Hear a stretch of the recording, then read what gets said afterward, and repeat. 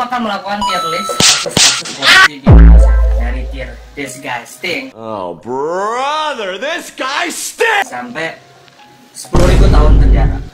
Oke, mungkin jangan 10.000 lah, tapi 100 tahun aja lah ya. Nah, kita bakal menilai berdasarkan banyak ya, dari segi keviralan, kerugian negara, jumlah orang yang terdampak, dan lain-lain. Jadi kalau misal ada satu kasus korupsi di mana dana untuk yayasan yatim piatu sebesar 500 juta lah dikorupsi, dan ada lagi satu kasus korupsi di mana dana peminjaman uang sebesar 1 miliar dikorupsi nih, gua bakal naruh level keburukan korupsi yatim piatu lebih besar dari korupsi peminjaman uang itu. Ya, you get the point lah ya. Oh ya, gue juga bakal naruh dishonorable mention khusus untuk kasus-kasus spesial lah ya. Keep in mind ya, segala jenis korupsi itu buruk, mau sekecil apapun itu. Now we get that out of the way, let's get straight to it. Kasus yang pertama itu kasus korupsi Duta Palma Group yang terjadi akhir-akhir ini, yaitu sekitar bulan November lah. Nah, di kasus korupsi dan pencucian uang ini, Kejagung menyita lagi sekitar 301 miliar oleh PT Duta Palma Group. Ini total ada sekitar 1,4 triliun yang udah disita dan melibatkan 5 korporasi sebagai tersangka kasus korupsi dan pencucian uang. Kasus korupsi dengan tersangka korporasi Duta Palma Group itu adalah pengembangan kasus korupsi terkait perizinan perkebunan sawit Bos Duta Palma Surya Darmadi. Nah, ini bisa kita taruh di Halosem lah ya. Lalu selanjutnya ada Gubernur Bengkulu tersangka KPK cairkan gaji guru honorer demi Pilgub. Yes, you heard it right. Ini Komisi Pemberantasan Korupsi menetapkan Gubernur Bengkulu Rohidin Mersya sebagai tersangka dalam kasus dugaan tindak pidana korupsi. Saudara SD, Kepala Dinas Pendidikan dan Kebudayaan Pemprov Bengkulu mengumpulkan uang sejumlah 2,9 miliar. Saudara SD juga diminta Saudara RM untuk mencairkan honor pegawai tidak tetap dan guru tidak tetap seprovinsi Bengkulu sebelum tanggal 27 November 2024. Jumlah honor per orangnya itu 1 juta. Center menjelaskan permintaan itu berawal dari pernyataan Rohidin pada Juli 2024. Saat itu Rohidin yang maju lagi sebagai calon gubernur menyatakan butuh dukungan dana dan penanggung jawab wilayah dalam Pilgub Bengkulu 2024. Selain itu, ini orang minta para kepala perangkat daerah dan kepala giro menyetorkan uang kepada ajudan gubernur Evriansyah alias Angkar. Permintaan duit itu diduga disertai ancaman pemecatan.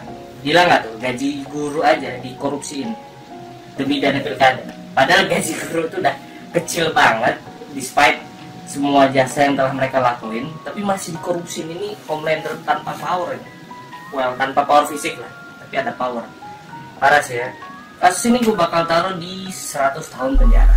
Selanjutnya ada kasus korupsi Bendungan Marga 3 Lampung. Polda Lampung telah menetapkan 4 orang tersangka dalam tindak pidana korupsi pembangunan Bendungan Marga 3 Kabupaten Lampung Timur. Pengerjaan proyek nasional tersebut ditaksir telah merugikan negara sebanyak 41 miliar lebih. Kutip, benar sudah kita tetapkan 4 orang tersangka yang terlibat dalam khusus proyek nasional pembangunan Bendungan Marga 3. Atas kasus ini, negara berpotensi kehilangan keuangan negara mencapai 439 miliar. Gila sih, maksud gua untuk bendungan yang mana itu kayak ya bendungan loh ya, bukan korupsi duit kayak bangunan atau patung atau jalan atau apa, tapi bendungan. Ini gua kasih Halosem. Next, korupsi dana bantuan operasional kesehatan. Ada 2 tersangka yang menggelapkan dana tersebut dengan total kerugian mencapai 281 juta. Asisten Tindak Pidana Khusus Kejati Kalbar, Siju, mengungkapkan bahwa kedua tersangka tersebut adalah Kepala Puskesmas Ela Milir berinisial OJM dan Bendahara Pembantu PTD Puskesmas Ela Milir berinisial OPS. Ela Hilir. Modus penggelapan yang dilakukan oleh kedua tersangka adalah dengan mengumpulkan buku rekening dan ATM beserta nomor PIN para tenaga kesehatan dengan dalih perbaikan rekening. Padahal sebenarnya nggak ada rekening yang diperbaiki, jadi uang tersebut dicairkan tersangka untuk kepentingan pribadi. Tutup Siju ya, tutup Siju. Dana bantuan operasional kesehatan, biaya untuk operasi kesehatan dikorupsi. Ini gue masukin ke Halosem lagi. We got kasus korupsi Bumdes Desa Berjo. Tersangka berinisial AS yang mengkorupsi badan usaha milik desa Bumdes Berjo yang diketahui pernah menjabat sebagai Dewan Pengawas Bumdes Berjo. Kepala Kejaksaan Negeri Karanganyar Robert Jimmy Lambila mengatakan penangkapan AS serta penetapannya sebagai tersangka karena menjadi dalang dalam kasus korupsi dana BUMDes Berjo, terutama saat terjadi kevakuman kepengurusan BUMDes pada 2019 lalu. Saat itu mantan Kades Berjo, Suyatno, dan mantan Direktur BUMDes Berjo, Eko Kamsono, ditahan atas kasus korupsi BUMDes Berjo. AS melakukan tindak pidana korupsi dengan mengelola objek wisata alam, air terjun Jumok, dan Telaga Madirda di Desa Berjo. Cara dia korupsi itu dengan mengantongi 1,5 miliar dari penjualan tiket masuk objek wisatanya. Habis itu pengelolaan parkir wisata 600 juta dan dana BUMDes 3,5 miliar. Itu lo totalin sendiri dah tuh. Maka gue taruh kasus ini di nomor omong koruptor. Lalu ada korupsi dana desa 650 juta. Kades Siulak Kecil Hilir. Tersangka atas nama Adri Arga bin Jamaluddin Idris juga membuat SPG fiktif kayak anggaran 90 juta untuk BUMDes.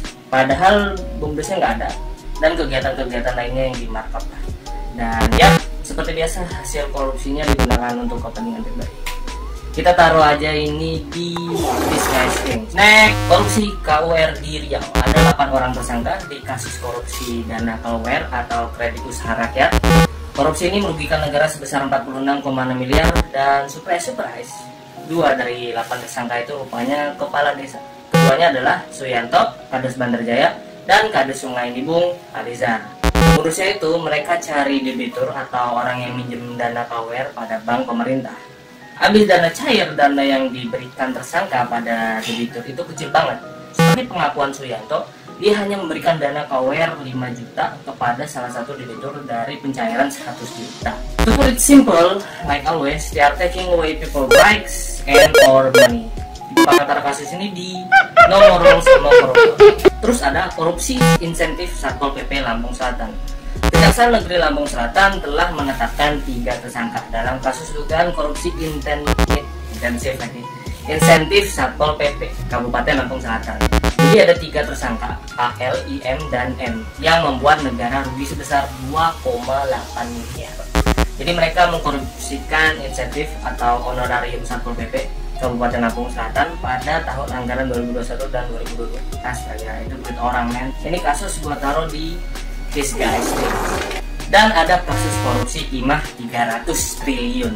Badan Pengawas Keuangan Pembangunan BPKB menyebut kerugian negara akibat kasus korupsi tata niaga timah di wilayah izin usaha pertambangan IUP PT Timah Tbk TINS periode 2015 sampai 2022 diperkirakan mencapai 300 triliun. 300 triliun kerugian negara. Tanpa basa-basi, 100 tahun penjara. It's time for the moment you've been waiting for.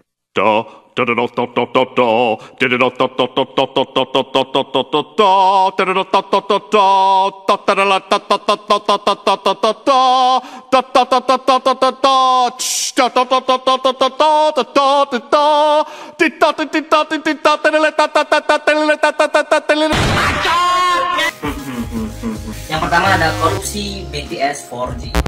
Everybody knows that, right? It's a classic. Johnny Plan, mantan Menkominfo, dituntut 15 tahun penjara. Jaksa menyebut Johnny terbukti bersalah melakukan tindakan korupsi dan memperkaya diri sendiri atau orang lain. Korupsinya ini merugikan negara sebesar 8 triliun. Dan jadinya banyak daerah yang nggak jadi dapat internet